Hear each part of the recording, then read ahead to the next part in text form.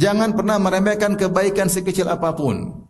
Dan ini wasiat Nabi sallallahu alaihi wasallam, la tahqiranna minal ma'rufi syai'an walau an talqa akhaka biwajhin talik. Janganlah engkau meremehkan kebaikan sedikit pun meskipun hanya tersenyum ketika bertemu dengan saudara. Tabassumuka fi wajhi akhika sadaqah. Apa susahnya kita senyum sama orang? Tidak ada duit yang kita keluarkan, tidak ada hal yang kita rugikan. Cuma beberapa detik kita senyum, buka gigi sebentar, jangan meremehkan karena Allah Subhanahu wa taala.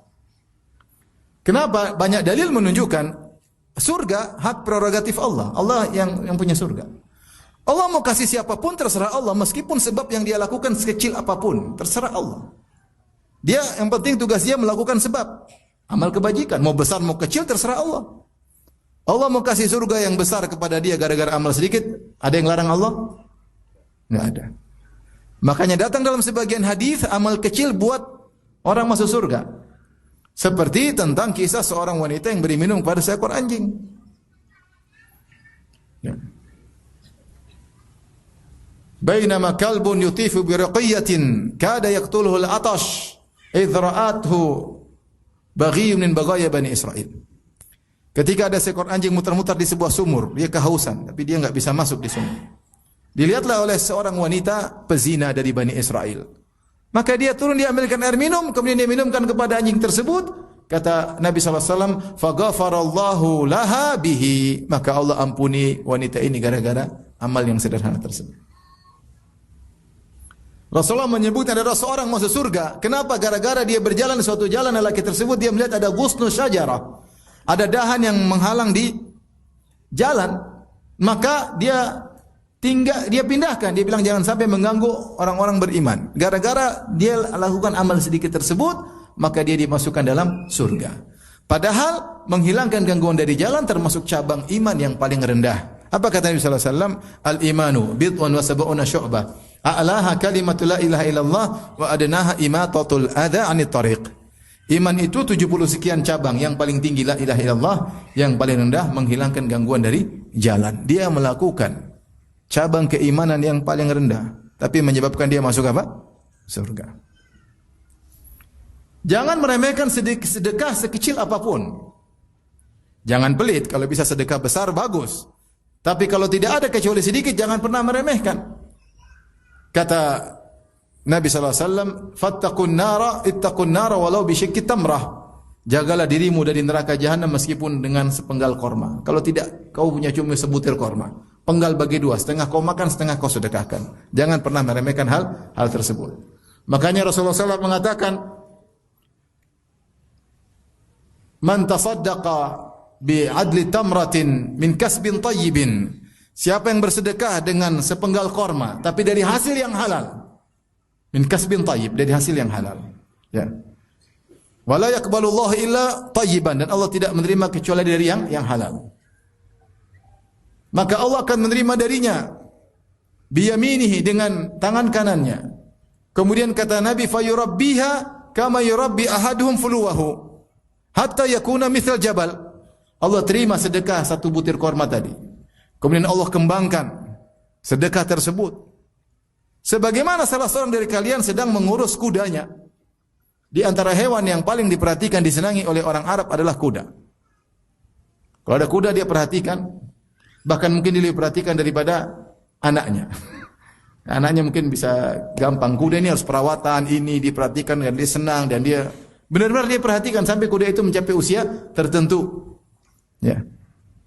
Sampai Nabi menggambarkan, sebagaimana kalian kalau ngurus kuda kalian perhatian, maka Allah akan perhatian dengan sedekah satu penggal korma tersebut dan akan jadi besar seperti gunung. Berarti sedikit, tapi kalau dari hasil yang halal dengan niat yang baik bisa bernilai besar di sisi Allah Subhanahu wa taala. Dari sini maka jangan pernah meremehkan amal sekecil apapun. Kata seorang salaf, kalau tidak salah Ibnu Mubarak, rubba amalin saghirin tu'azzimuhun niyyah. Betapa banyak amal sedikit jadi besar karena niat. Wa rubba amalin kabirin tusaggiruhun niyyah. Dan betapa banyak amal besar jadi kecil gara-gara niatnya yang salah. Oleh karenanya dalam hidup ini kita berusaha cari pahala. Kita di rumah Apa salahnya kita nyenangkan anak kita, ngobrol sama anak kita mau main-main, mau gendong kita biarin dia manjat-manjat di tubuh kita kalau masih kecil, kalau udah SMA jangan. Istri kita minta diperhatikan. Mas, saya mau cerita. Iya, cerita apa? Jangan lama-lama ya. Cerita. Apa salahnya? Sama apa salahnya kita tadinya mau kasar sama membantu kita ngapain kita kasar? Kasihan dia kerja udah capek. Kalau kita di posisi dia enak enggak dikasar-kasarin? Kadang ego timbul karena kita merasa kita tinggi, kita yang menggaji dia kadang. Apa yang bisa kita lakukan? Di rumah kita sarana pahala banyak. Sarana pahala banyak. Keluar ketemu tetangga, apa salahnya kita Assalamualaikum, apa salahnya? Apa salahnya kita ketemu tukang parkir ada uang 10.000 kita kasih, apa salahnya? Kelihatannya sepele, tapi tidak sepele kalau kita tulus dan dari hasil yang halal. Tidak sepele di sisi Allah Subhanahu wa taala. Kita enggak tahu amalan mana yang bikin seorang masuk surga, enggak ada yang tahu. Dia mungkin kerjaan besar, bangun masjid belum tentu ikhlas. Apalagi kalau riya malah masuk neraka jahanam. Masuk neraka gara-gara bangun masjid. Mungkin atau tidak? Kenapa kalau dia riya? Riya masuk neraka gara-gara bangun masjid. Bukankah Rasulullah sebutkan ada orang masuk neraka gara-gara jihad? Ada. Ada orang masuk neraka gara-gara jadi ustaz? Ada tidak? Ada.